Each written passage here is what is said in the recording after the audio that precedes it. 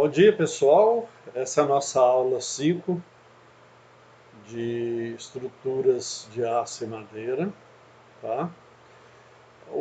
Essa aula ela é um pouquinho mais complicada em termos de entendimento, que existem fórmulas que a gente vai ser introduzidas agora nessa aula. Eu gostaria que vocês prestassem bastante atenção e vai existir várias equações, mas no final da aula 6 tem exercícios que vão demonstrar toda essa aula 5 e a aula 6, que são aulas extensas e mais são aulas significativas que é um complemento do início da nossa aula até a nossa aula 4. Então, como se fosse uma continuidade da estrutura de um galpão, né?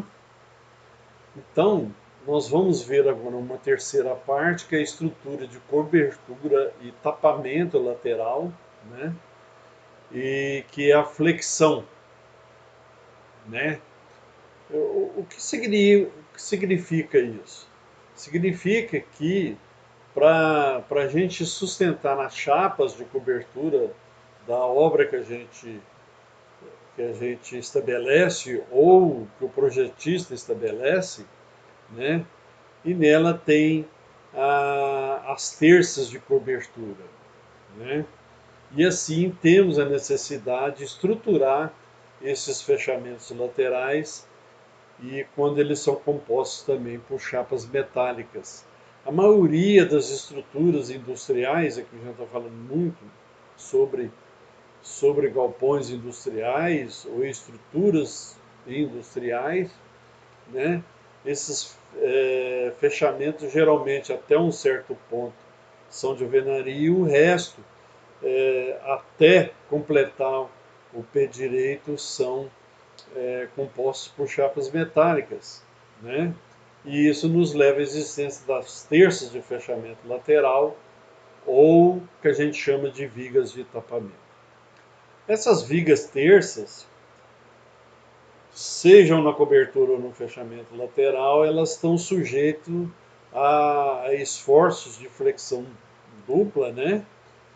Primeiro provocado pelas ações das cargas permanentes, que a gente já viu isso na primeira aula, acidentais também e de vento, né? Por isso que a maioria das coberturas, por exemplo, de posto de gasolina que não tem fechamento, as cargas permanentes e a de ventos, as cargas de vento, ela geralmente o projetista esquece que existe essas cargas de vento e, e dependendo da ação desse vento pode ocasionar uma derrubada, por exemplo, de uma a gente cansa de ver aí no noticiário, né? E para isso a gente tem que efetuar as verificações necessárias para a gente dimensionar corretamente os perfis que comporão a obra, né? Muita gente pensa aí o seguinte, que quando você faz uma estrutura metálica e vem todas aquelas vigas de perfis e tudo, que já é como se você fosse num supermercado e comprar um feijão, um arroz. Não é necessariamente. Você tem que ter um projeto e você tem que saber estruturar e calcular e que tipo eh, de, de cobertura, por exemplo, que você vai fazer numa estrutura dessa, né? Então, ó, visualmente ou corretamente são empregados terças fabricados em perfil laminados ou projetistas geralmente escolhem chapas dobradas, sendo essas últimas mais comuns, né? A maioria, 80% do tampamento são chapas dobradas, né? E o processo dessas chapas dobradas são de fabricação que se dá a frio, ou seja, ela toma-se chapas de aço e através de processo industrial apropriado, efetua-se o dobramento dessas chapas até que se obtenha um perfil desejado. No caso dos perfis formados a frio ou simplesmente chapa dobradas, eles geralmente são executados com espessuras a partir de 0,4 milímetros, embora tenha um limite fixado em 8 milímetros, mas pode atingir chapas até de 19 milímetros em alguns casos excepcionais, né? No caso, as terças formadas a frio, elas apresentam algumas vantagens com relação às terças laminadas. Em primeiro lugar, é possível formar-se qualquer tipo de perfil que necessita a fim de atender aos esforços solicitantes. Ele quis dizer o seguinte, que você pode dimensionar uma dobra, né? Solicitar uma dobra qualquer, né? Que essa dobra que seja padrão para toda a obra, né? E a sua produção é de custo relativamente baixo, visto que o processo de fabricação empregado e que permite determinadas produções ser dobrada no próprio canteiro de obras. Então, você pedindo as chapas, você pode automaticamente dobrar essas chapas no canteiro de obra, né? Para sua confecção, não tem necessidade de manter estoques elevados, né? Você simplesmente, se você tem a medida correta da sua estrutura, você já pode pedir as chapas necessárias que você possa dobrar no seu canteiro, né? No caso dos perfis laminados, basta haver 2 ou 3 diferentes espessuras de chapas e pode-se dobrar um grande número de seções de perfis e finaliza para cargas em vão médias as estruturas compostas por perfis formados a fio, que resultam mais leves, por consequência, mais econômicos, né? Você falando em métodos de produção desses perfis, pode ser através de 2 maneiras: prensagem e calandragem. O que é, no caso, a prensagem? Ela é executada com uma dobradeira, que você pode utilizar na própria obra, né? Que também pode se chamar de viradeira. Consiste em uma mesa, formato que deve ser o da peça que se pretende dobrar, e um punção ou barra biselada que atua sobre a mesa, pressionando a fim de se obter a dobra. Aí você posiciona a chapa continuamente e obtém o perfil desejado. No caso de calandragem ou perfiladeira, a chapa de aço que se a chapa de aço que se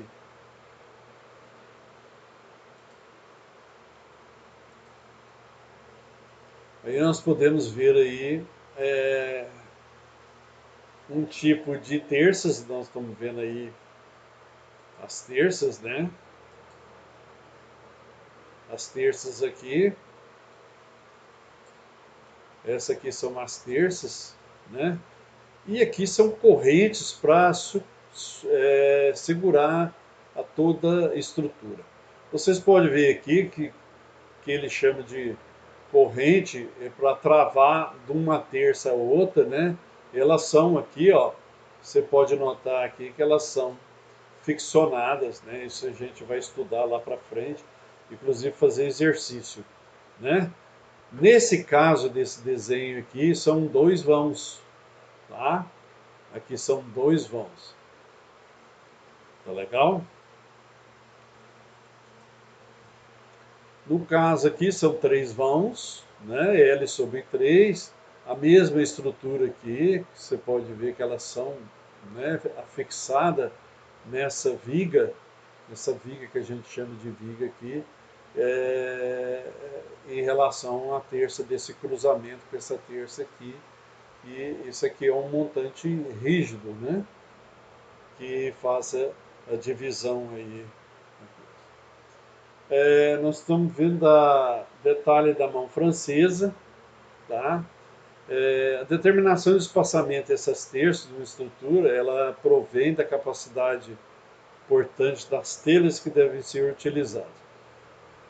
Nós vimos lá no capítulo 2, da tabela do capítulo 2, carga no tamanho da estrutura, inclusive alguns exercícios, foi dimensionado as telhas trapezoidais padrão 25 por 1020 com espessura de 0,5. Inclusive eu dei na prova também para vocês essa telha. E para o efeito de vento, os valores determinados pelo exemplo prático lá, e chegou-se uma situação de 608 newtons por metro quadrado, que levaria um vão máximo das telhas entre 2 a 2,25 metros. Tomamos como referência 3 apoios. Assim sendo, foi admitido um vão de 2 metros entre as terças a fim de atender as necessidades estruturais. Tá bom? No caso do galpão industrial que estava devolvendo, teremos carga do vento valor de 864. Na terceira aula, a gente viu o exemplo que foi calculado isso aí, e um vão máximo das telhas de 1,75 m, 1.750 milímetros, também referência com 3 apoios. Determinou-se aí o espaçamento dessas terças, é preciso definir o seu posicionamento da cobertura. Como é que você posiciona essas terças aí, que é através do lançamento da estrutura que se pretende para essas terças. No lançamento dessa estrutura de cobertura, a gente viu que nas inscrições geral do capítulo 1 e da aula número 1, né, a gente viu que os pilares para aquele exemplo foi de 6,40 m, né? Então, ó, se você tem um espaçamento em terças de 1,75 m e um vão teórico de pilar de vão entre 6,40 m, você poderá diminuir através da introdução de mãos francesas. Você pode diminuir isso aí de acordo com as mãos francesas. Com relação ao vão máximo das telhas, a fim de estabelecer medidas racionais para obras, e como a gente pode ajustá-la para um pouco acima do determinado, em vista que as tabelas consultadas saltam de valores de 1.750 para 2.000 milímetros, podemos adotar, por exemplo, 1.850, e aí estaremos dentro dos padrões aceitos. Então o projetista tem que tomar muito cuidado sobre isso aí, né? Essa aqui é uma estrutura de cobertura, depois é só vocês virarem, né? Vocês podem perceber aqui, ó, tá? 6,40 m de um pilar ao outro, né? As terças aqui, então aqui foi dimensionado as terças de acordo com essa tabela 1850. Ok? Então, vamos partir agora para o dimensionamento, né? Como é que determinou? Gente, nós estamos seguindo naquele mesmo exemplo que veio desde a aula número 1, né? É para assim ter um embasamento. Depois a gente vai ter exercícios que, que complemente, né? Que mude. Mas nós precisamos ter, por exemplo, uma base matriz de exemplo para vocês entenderem como é que você faz o dimensionamento e que tipo de terça que você coloca, que espaçamento que você faz. O dimensionamento de perfis formado a frios, a gente pode efetuar através das tensões admissíveis, que a gente possa atender as necessidades das ações das cargas atuantes, que sejam acidentais, de vento e permanentes. E para a gente desenvolver esse dimensionamento, nós temos que atentar necessariamente para o aspecto teóricos principais em respeito para qualquer tipo de perfil que você pretende colocar na sua obra. Então, primeiro, você pode ter um elemento comprimido não enrijecido, que a gente chama NE maiúsculo. É um elemento plano comprimido que é apoiado em apenas uma extremidade paralela a direções das tensões, né? Então, o exemplo aqui, ó, tá certo? Em relação a uma, a uma direção, tá? Segundo, o elemento comprimido enrijecido, né? Então, esse enrijecido a gente chama de E é o elemento plano comprimido que é apoiado em duas extremidades. Você está vendo aqui, ó, ele está apoiado em duas extremidades, tá? Esse aqui é também apoiado. Ah, professor, isso é igual. Não, mas aqui, quando ele estiver apoiado, tá vendo aqui as direções das setas, né? Dependendo das direções das setas, você sabe quando o elemento é não enrijecido e quando ele é enrijecido.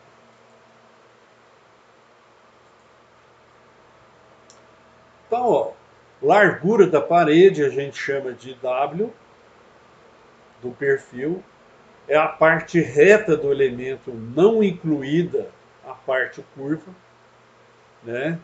E nos perfis formados a frio, ao se efetuar a dobra, essa cria nos cantos do dobramento uma certa curvatura determinada por um raio R e pela espessura T da chapa. Então aqui, ó, a dobra aqui, ó, tá? Ela é nada mais, nada menos do que R mais o Tzinho aqui. O Rzinho é raio de dobradura e o Tzinho é espessura da chapa. Para efeito de cálculo, né, é quase praticamente 100%, a gente adota Rzinho igual a Tzinho. Tá bom? Tá? Professor, isso aqui é W? Isso aqui, ó, é W? É W também. Tá bom? Então, ó, relação largura e espessura, W sobre T.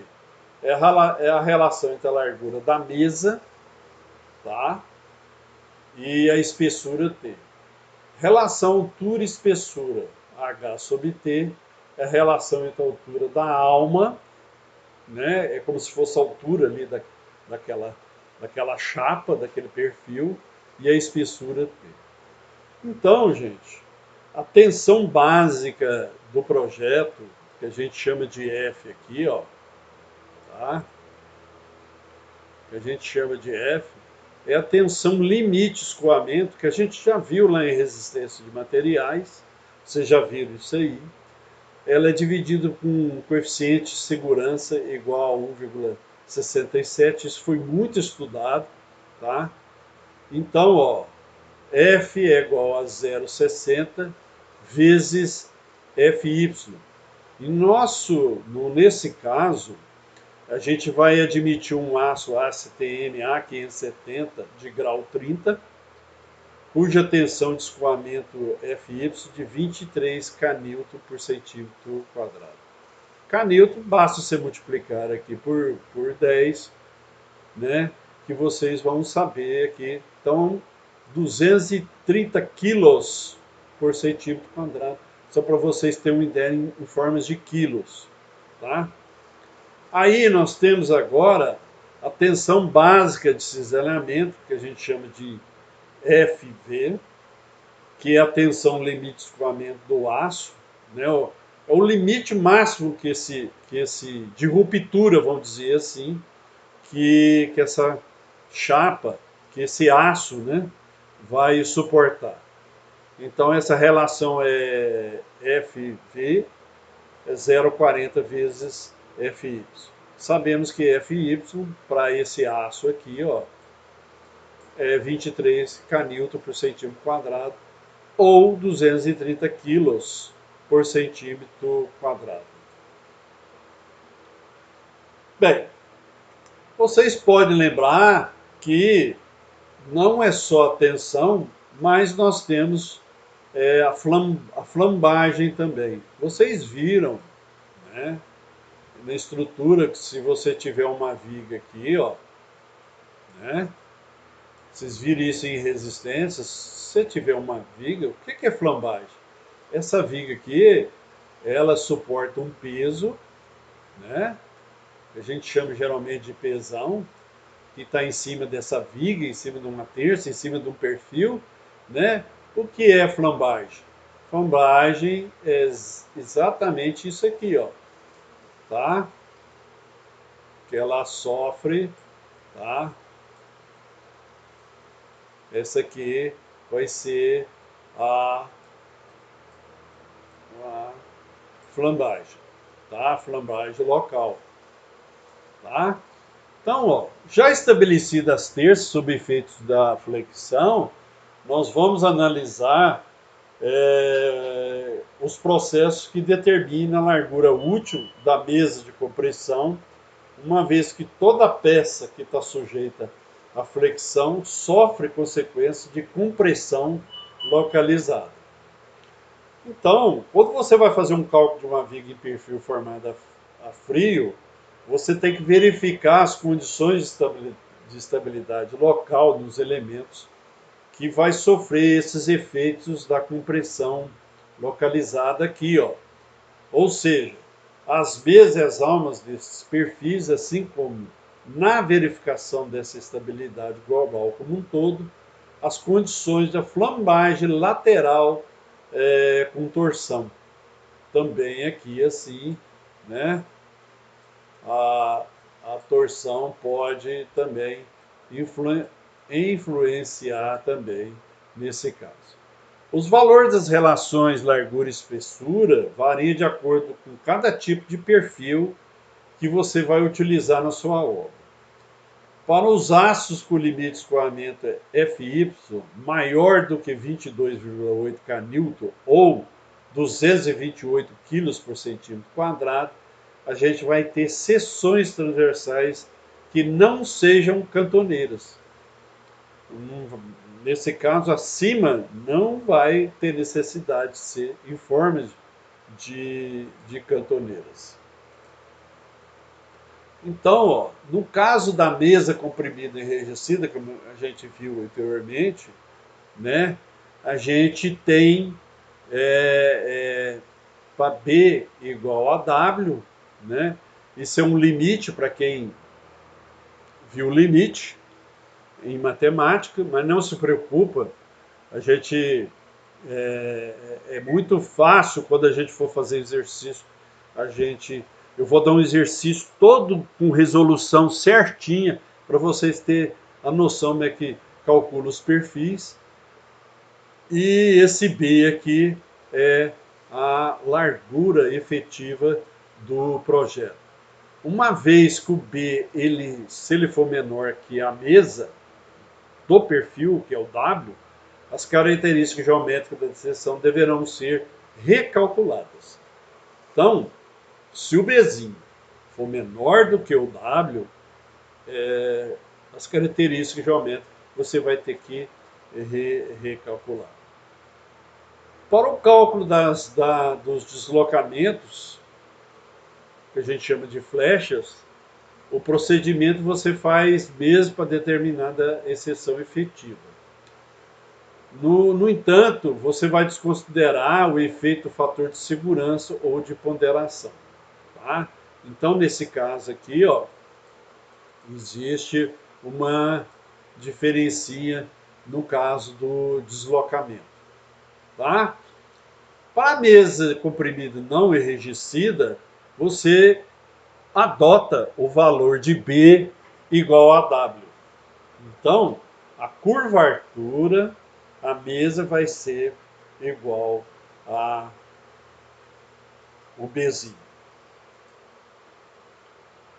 Passa isso, né? A gente torção, tensão, flambagem, né? Para isso a gente tem que calcular, tá certo? Passo a passo, né, dos perfis a flexão simples. Então, inicialmente, a gente vai adotar os procedimentos de cálculo para flexão simples e depois a gente vai proceder à verificação do perfil que você adota para o projeto para que ele possa suportar essas cargas atuantes através de 3 situações. A flambagem local da mesa, que a gente chama de FLM, a flambagem local da alma, que a gente chama de FLA, e finalmente a flambagem lateral com torção. Então, gente, ó, primeiro, eu não vou dar tudo isso nessa aula, na próxima aula eu acabo de dar a explicação de todas essas flambagens, mas eu vou falar sobre a flambagem local de mesa ainda. E na próxima aula a gente vai finalizar a flambagem local da alma e a flambagem lateral com torção. Não se preocupem com as equaçõezinhas, que é hora da gente fazer o exercício, vocês vão entender perfeitamente como é que calcula esses perfis. Então, primeiramente, nós vamos calcular a flambagem local da mesa. Tem que ser o cuidado, toda a nossa estrutura, com aqueles cálculos que nós fizemos, de exercício, de prova, por exemplo, né? Depois nós vamos pegar lá daqueles exercícios e vamos calcular a flambagem local da mesa, flambagem local da alma, flambagem local de torção. Nós vamos escolher que tipo de perfil que a gente vai montar e vamos aproveitar aqueles exercícios.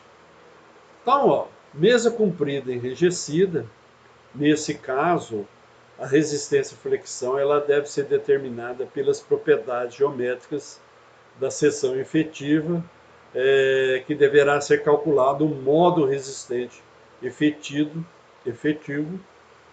né?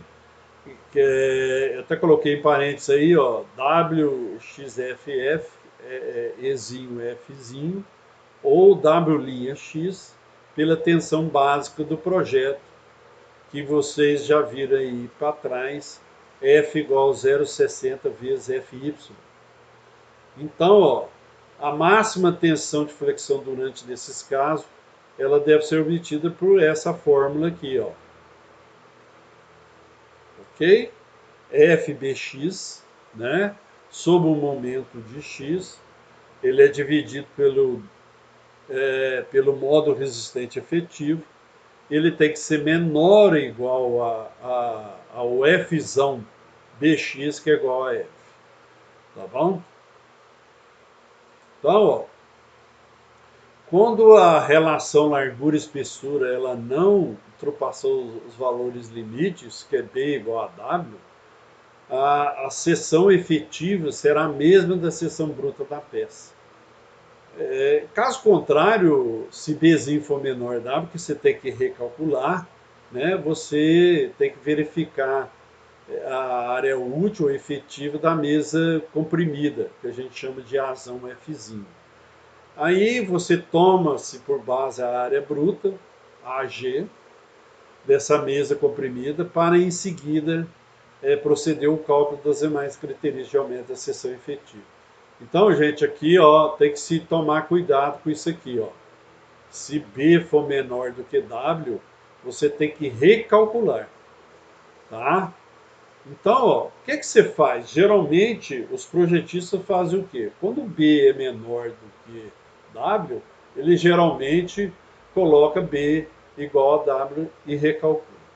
Então, para calcular essas características geométricas, nós temos um exemplo de um perfil aqui, ó, do nosso lado direito aqui, W, que é a mesa, né? Tem a curva aqui, né? E a gente vai, como é que se calcula, como é que se efetua o cálculo do momento de inércia e o modo resistente. Então, muito fácil. Delta A é igual a AG menos AF, e A é a área bruta da seção transversal. Né? O centro de gravidade da seção efetiva, nós temos aqui essa equaçãozinha, e o momento de inércia da seção efetiva, é só você ter esses valores aí. A gente vai ver em exercício, a gente vai substituir, a gente calcula, né, as características geométricas desse perfil aí. O modo resistente da seção efetiva, tá? E no caso para o cálculo de linha, né, vale as mesmas equações acima, né? E quando a mesa comprimida não é enrijecida? Nesses casos, a tensão admissível à flamblagem da mesa comprimida, que a gente vai chamar de FC, ela deve ser determinada pelas equações abaixo aí, tá bom? Então, também em exercício a gente vai também dar exemplos disso aí. Então, ó, a máxima tensão admissível desses casos, o F maiúsculo dx, ela deve ser o menor valor entre a tensão básica de projeto ou tensão admissível a flamar da mesa comprimida. Então, ela tem que obedecer automaticamente essa equaçãozinha aqui, Fzinho minúsculo bx é igual ao momento de x sobre w de x. Ele tem que ser menor ou igual Fzão de bx. O momento do fletor aplicado é o m de x e o w de x é o módulo resistente bruto da peça estrutural. Então, gente, espero que vocês tenham gostado. Eu sei que é um pouquinho cansativo. Pega o e-book, acompanha, né? Eu devia ter falado desde o início, mas é sempre legal você ter o e-book e acompanhar o e-book, né? Com as aulas de vídeos, que facilitam muito, muito a vida de vocês, tá? A gente se vê na próxima aula. Até mais.